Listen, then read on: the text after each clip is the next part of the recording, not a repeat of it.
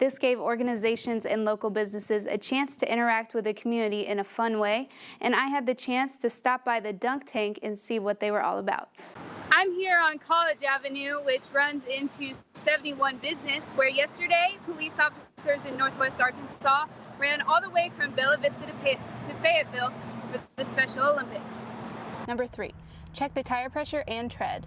One easy way to check the tread is the penny test. Yesterday I had the chance to visit and talk to some people who have been going to this place since it was on Dixon Street behind me. I'm here in front of the Arkansas Supreme Court building where this past Thursday they struck down the Fayetteville Civil Rights Ordinance that was passed in 2015 to help protect the rights of the LGBT community.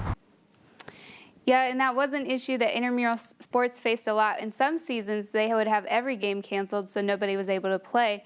But this year, they are renovating the grass fields into turf, and I had the chance to talk to one student who says that he's excited about the new renovation.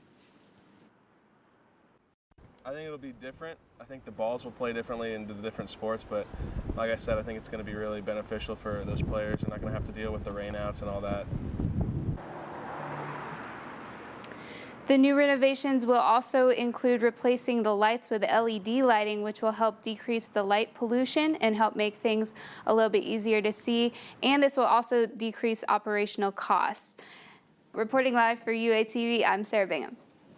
I'm here on College Avenue, which runs into 71 Business, where yesterday police officers in Northwest Arkansas ran all the way from Bella Vista to Fayetteville for the Special Olympics. Sergeant Jose Dominguez has been part of the Rogers Police Department for 22 years, but there's one event that he never misses. You know, people see us running down the street. I couldn't tell you how many times we got honked at and waved at and, you know, way to go and, you know, everything else. So it's fun. I mean, we enjoy doing it.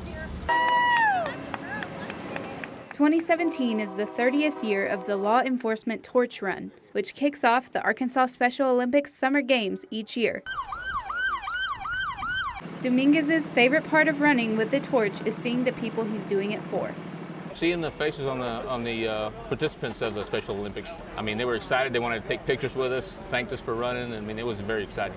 It was nice to see the smile on their faces. The Northwest Arkansas leg of the torch run started in Bella Vista on Monday morning and went to Fayetteville. Officers run with a torch and a waving flag in a relay race from one city to the next.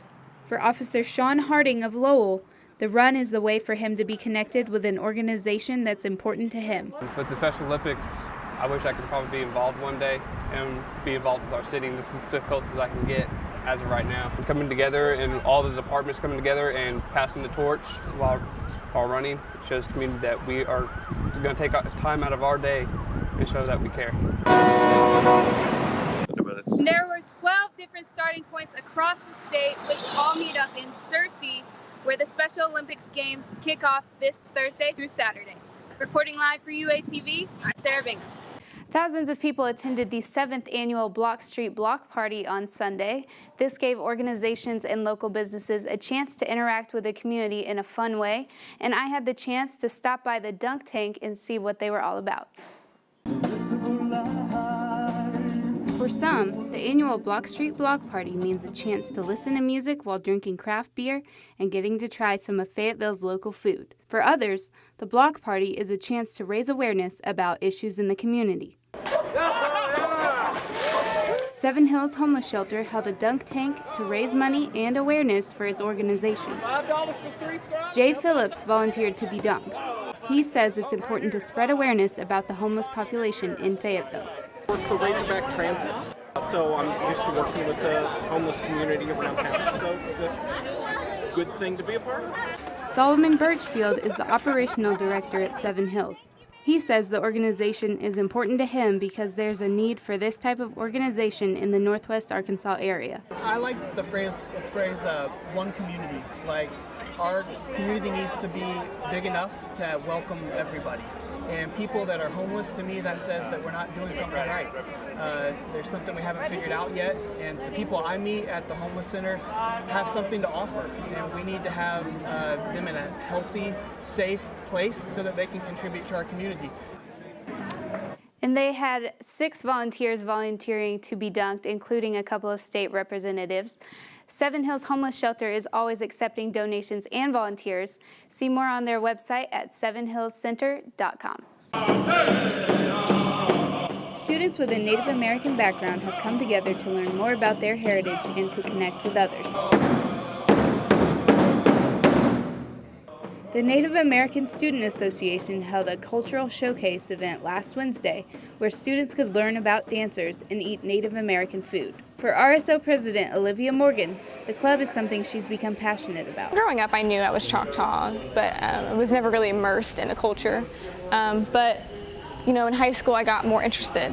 I'm like, I want to know more. And college came around, and I found this group, and I was like, there's other people like me, you know, other people that are Native American, that are Choctaw, that are, you know, all these things. And so it helped me be motivated to learn more about my own tribe.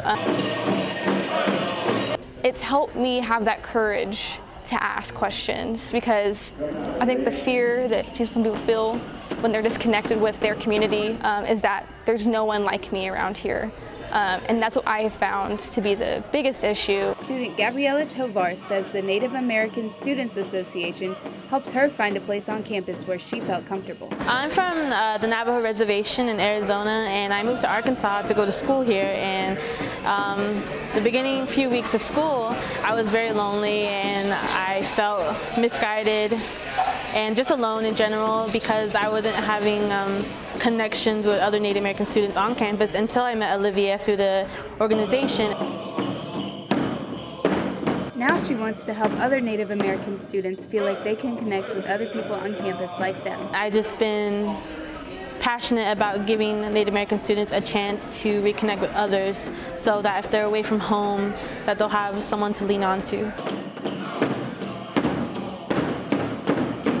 By showing people we are existing, we're helping people realize their own personal culture and helping them realize what they can do with it. Now, I want you guys to join in. This past Sunday, Students for Refugees hosted a mock refugee camp to give people an idea of what fleeing from home and trying to resettle in a new country may be like. Buying these life jackets won't know the difference, because usually the price of Participants first received a fake passport with a different identity so that they could become more immersed in the camp.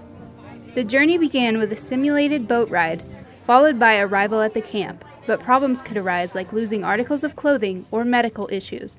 At the end of the camp, mock refugees were told their fate. For student volunteer Farah Abu Saif, the struggle of resettling in another country hits home. She's originally from the Middle East, where her family was forced to flee Palestine. I never lived in a refugee camp, but I do know what it's like to live in a country where you don't have citizenship. And fortunately enough, I was able to have that here in the United States, and I feel like I'm not better than anybody else, and me as a refugee and as a citizen, I need to raise awareness about this because it directly hits me and my family. Abu Saif wants the people that go through the camp to see that refugees go through many hardships and search for a better life.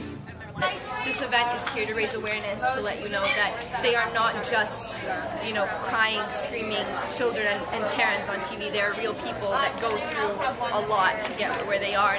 Jason McCullum went through the camp and said he came out with a lot more understanding and empathy for the refugees. It's easy to get kind of desensitized, and also just because it's so far away, it's not really, you have to kind of have that personal connection to it to really experience or appreciate issues that are going on elsewhere in the world.